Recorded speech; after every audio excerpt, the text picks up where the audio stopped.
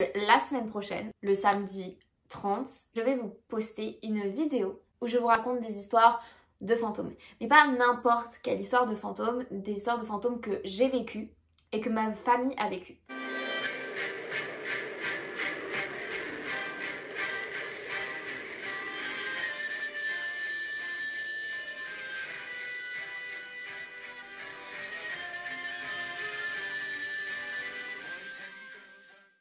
Bonsoir tout le monde, j'espère que vous êtes prêts parce qu'on ne perd pas de temps, on rentre directement dans le sujet avec la première histoire.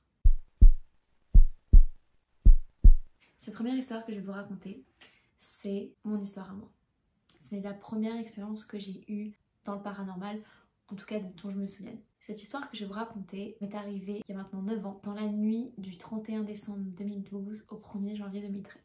Avec un groupe d'amis qu'on partait tous les étés avec eux, donc il y avait des parents et des jeunes, c'était vraiment un grand groupe. On a décidé de fêter le nouvel an ensemble. Donc les parents ils ont réservé un genre de château dans la montagne près de Grenoble. Déjà ce qu'il faut savoir sur ce château, c'est qu'il était un peu dur d'accès. Enfin je veux dire c'était un peu galère d'y accéder. Et puis surtout que la première fois que je suis entrée dedans, j'avais pas une vibe très agréable. Je me suis dit c'est quand même vachement bizarre comme endroit. Je me sentais pas forcément hyper à l'aise au départ. Et dans ce château en fait il y a une partie qui est complètement refaite à neuf. Tout est nickel, que ce soit les salles de bain, les chambres, etc. Et puis il y a toute une autre partie qui est vétuste, qui est vraiment dans son jus.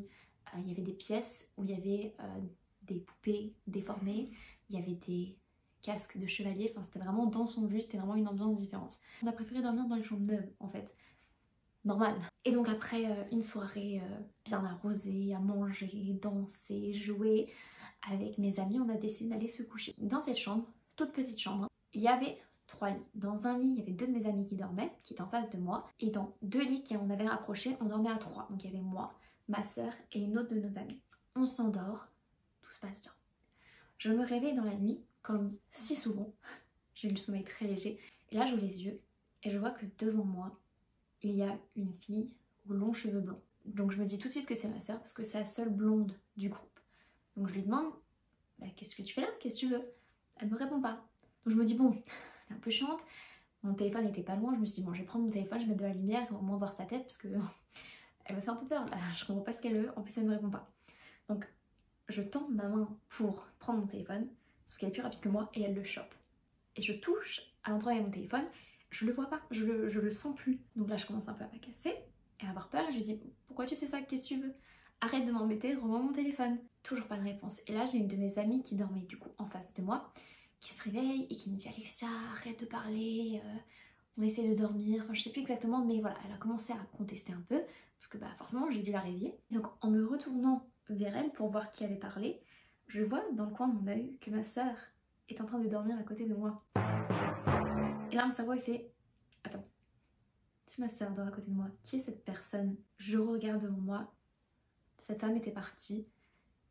Je remets ma main là où il y avait mon téléphone et mon téléphone était revenu. Et c'est la fin de cette première histoire. Deuxième histoire, encore une fois, une qui me concerne. Elle est arrivée il n'y a pas très longtemps d'ailleurs, peut-être en début d'année. Ça s'est passé dans cette maison, on est d'emménager, ça fait peut-être quelques mois qu'on était là. C'était une nuit assez banale, moi je vais me coucher et quelques heures plus tard Ludo vient se coucher après moi. Et pendant la nuit je suis encore une fois réveillée parce que Ludo me donne des coups. Moi je suis pas très surprise parce que faut savoir que Ludo parle dans son sommeil, il bouge dans son sommeil. On a même des discussions dans son sommeil dont il se souvient pas. Genre un plaisir, je t'aime. Et je suis réveillée parce qu'il me faisait des coups. Donc j'essayais de bouger parce que souvent c'est comme ça que ça marche. Sauf que là, il s'arrêtait pas. Et il commençait vraiment à me faire mal. C'était pas des petits tapotements, là c'était vraiment des coups. Et ce que j'ai remarqué, c'est que c'était pas des coups de poing, mais c'était des coups avec les phalanges. Bizarre, c'était pas naturel. Donc là je me retourne vers lui et juste derrière lui, au niveau de son bras, collé à lui, j'ai vu un petit garçon, cheveux noirs, gros yeux noirs ou grosses lunettes. Et ce petit garçon, je l'avais reconnu parce qu'il y avait de ça quelques jours, je l'avais déjà vu au pied de mon lit. Il était apparu puis il avait disparu aussitôt. Donc là, je le regarde. Ludo est toujours en train de me foutre des coups de poing. Et je lui dis pourquoi tu fais ça? Ça me fait mal, arrête. Et là, Ludo s'arrête de me frapper. Le petit garçon est encore là. Je lui dis mais va-t'en, laisse-moi tranquille. Le petit garçon recule, et puis disparaît. Ludo se rendort comme si de rien n'était. Le lendemain, j'en parle à Ludo, comme d'habitude, il ne se souvient de rien. Et depuis, je n'ai jamais vu ce petit garçon. Et c'est la fin de la deuxième histoire. Troisième histoire, celle-ci maintenant concerne ma mère. Déjà, ce qu'il faut savoir sur ma mère, c'est qu'elle me dit qu'elle descend d'une lignée de sorcières. Ma grand-mère, puis sa grand-mère à elle, et ainsi de suite. Ma grand-mère, elle entend les choses, et ma mère, elle ressent les choses. Donc cette histoire, elle débute quand ma mère et ses parents et sa sœur sont allés emménager dans une petite maison dans la banlieue parisienne. Quand ils ont emménagé dans cette maison, dans le jardin, il y avait plein de Vierges Marie disposées à des endroits spécifiques. Mon grand-père, quand il a vu ça, il s'est dit bon, je vais m'en débarrasser. Et l'ancienne propriétaire, elle lui avait dit non, non, non, laissez-les à cet endroit-là. Donc au début, mon grand-père, il a écouté, et puis à un moment, il était en train de s'occuper du jardin et ça l'avait dérangé. Donc il les a enlevés. Il n'a jamais vraiment cru aux esprits. Il croyait pas à tout ça, mon grand-père, ni ma tante d'ailleurs. Il y avait vraiment que ma grand-mère et ma mère qui y croyaient. Donc à partir du moment où mon grand-père a enlevé ses Vierges Marie, c'est là que les choses ont commencé à arriver. Ma mère était à l'étage, elle était en train de jouer de la guitare, quand tout d'un coup, elle sent quelqu'un taper son épaule. Elle se retourne, il n'y a rien.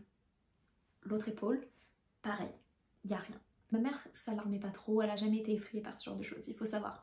Elle est restée très calme face à la situation, même si pour certains ça peut être effrayant, elle ça n'inquiétait pas. Elle me racontait aussi que la nuit, elle dormait tranquillement dans son lit et on lui tirait sa couette. Elle la remettait, on lui tirait encore. Des fois, quand elle allait dans sa chambre pour aller se coucher, tout le drap était défait. Et c'était plein de petites choses comme ça. Et mon grand-père, qui n'y croyait pas à tout ça, très souvent, la journée, il était seul. Ma mère et ma tante étaient à l'école et ma grand-mère était au travail. Donc mon grand-père, il avait un atelier où il travaillait et très souvent, dans l'après-midi, il se retrouvait enfermé dans son atelier. La clé était à l'extérieur, mais il était seul dans la maison. Et pourtant, il se retrouvait enfermé dans son atelier. Il devait attendre que ma grand-mère rentre pour lui ouvrir. Et c'est arrivé plusieurs fois. Il a donc enfin décidé de remettre les Vierges Marie dans le jardin. Et depuis, tout s'est arrêté. Et c'est la fin de cette troisième histoire. Quatrième histoire qui concerne également ma mère. Un été, comme beaucoup de fois, elle est partie en Espagne pour aller rendre visite à sa famille. Et la maison dans laquelle elle était, c'était une maison un peu vieille, vraiment un peu délabrée. Il y a un jour, ma mère regardait la télé avec ses parents. Et à la télé, ils parlaient d'une maison pas loin. Et ma mère, là, tout d'un coup, elle se dit « Cette maison, elle va brûler demain. » Mes grands-parents la regardent, lui demandent « Mais pourquoi tu dis ça ?» Ma mère répond « Je sais pas, mais elle va brûler demain. » Et en effet, le lendemain, on a appris que cette maison avait brûlé. Ma mère, tout le long de cet été, mais seulement cet été, elle a prédit tous les incendies qui sont arrivés. Et ce qui était assez ironique, c'est qu'à ce moment-là, elle avait un petit copain qui était pompier. Il y avait même un moment, il lui a dit « Bon, est-ce que j'enlève ma tenue de travail ou est-ce que je reste habillée? Est-ce qu'on va m'appeler ?» Et ma mère lui avait dit « Non, non, reste dans ta tenue, dans 10 minutes on va t'appeler. » Et c'était le cas. Une fois qu'elle est repartie en France et qu'elle est revenue, ça n'est plus jamais arrivé. Et c'est la fin de cette quatrième histoire. Cinquième histoire qui concerne ma grand-mère, mais du côté de mon père cette fois-ci. Ce qu'il faut savoir sur ma mamie, c'est que mon père disait qu'elle était quelqu'un qui ressentait énormément les énergies, les ondes, les émotions. Elle était aussi un peu magnétiseur, donc elle arrivait à guérir avec ses mains. Donc elle était vraiment quelqu'un qui ressentait des choses que les autres ne ressentaient pas. Et ce qu'il faut savoir, c'est que dans ma famille, il y a eu un de mes cousins qui s'est suicidé relativement jeune. Je venais tout juste de naître, donc moi je me rappelle pas de tout ça. Mon père m'a raconté, quelques mois plus tard, autour d'une réunion de famille où mon père était présent, le sujet était arrivé sur mon cousin. Et là, ma mamie a dit « Mais il est pas mort, il est pas parti, il est encore là, il vient me voir très souvent. » Et elle dit « Il veut que vous sachiez que c'est pas votre faute. Il veut que vous sachiez que c'était sa décision. Il faut pas que vous vous sentiez coupable. » Ensuite, elle a dit « Là, c'est bon, il s'en va. Il est parti. » Elle n'en a plus jamais reparlé depuis. Et c'est la fin de cette cinquième histoire. Sixième et dernière histoire. Une histoire qui est arrivée à un membre de ma famille que je ne vais pas citer. Parce que ce qui est arrivé à ce membre de ma famille, c'est quelque chose qui a traumatisé cette personne. Même pas capable de parler de ce genre de sujet tellement ça a traumatisé cette personne. Donc pour le bien de cette histoire, on va appeler cette personne Jules. Donc cette histoire qui est arrivée à Jules, elle m'est racontée par son père. Jules avait à peine 3 ans et avec sa famille, il venait d'emménager dans un immeuble qui venait tout juste d'être construit, un immeuble tout neuf. Et avec sa famille, ils ont habité au rez-de-chaussée. Ils étaient peut-être la troisième famille à habiter dans cet immeuble. Il était vraiment neuf. Et donc Jules se plaignait souvent à ses parents qu'il voyait un vieux monsieur qui se penchait au-dessus de son lit et qui lui parlait, qui lui criait dessus. Il y avait aussi une vieille dame, il disait, qui lui voulait du mal, ils n'étaient pas gentils. Les parents se disent, bon c'est l'âge, peut-être un peu de l'imagination, mais ils étaient quand même un peu prudents parce qu'ils ressentaient que leur enfant sentait des choses qu'eux n'étaient pas capables de voir. Et un jour, Jules et son père sont seuls à la maison. Donc Jules est en train de prendre un bain et son père l'entend parler. Donc il se dirige. La salle de bain, elle se trouvait tout au bout d'un couloir et à la gauche se trouvait la chambre de Jules, à la droite se trouvait la chambre des parents. Le père de Jules s'avance et il demande à Jules « À qui tu parles ?» Et Jules dit « Bien, oui monsieur et la vieille dame, ils sont là, ils me parlent » en regardant vers le plafond.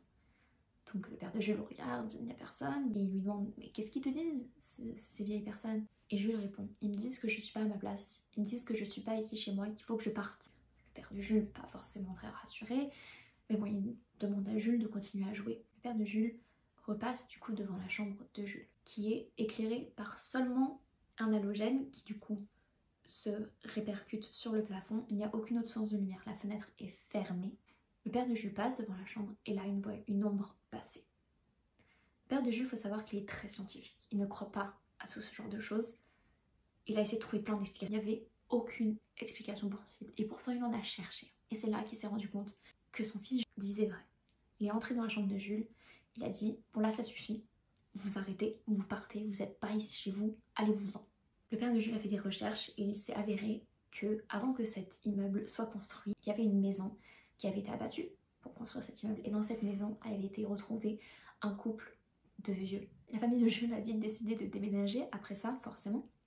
Ils en ont informé la gardienne de l'immeuble qui a expliqué que ça ne l'étonnait pas parce que avant qu'ils arrivent, il y avait un jeune couple qui s'est installé à l'étage et qui était resté quelques mois puis avait décidé de divorcer. Et elle avait raconté plein d'autres histoires comme ça où ça n'allait pas bien. Ils ont donc pris la bonne décision de partir. Et c'est la fin de cette histoire.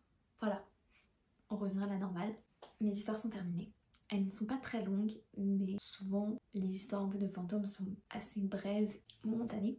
Je peux comprendre que certains d'entre vous ne croiront pas à ces histoires. L'humain a peur de l'inconnu, donc forcément face à l'inconnu, il va chercher des excuses, des explications rationnelles. Ludo me dit souvent qu'il aimerait lui voir ce que je vois pour y croire. Moi ça m'étonne pas que j'arrive à voir sur des choses quand on voit de qui je descends, ma grand-mère qui entend les choses, sa sœur qui avait des visions, ma mère qui sent les choses. Du côté de mon père, ma mamie qui ressentait les énergies. Et ma mamie disait à mon père que sur Terre, il y a des zones d'ondes négatives et des zones d'ondes positives.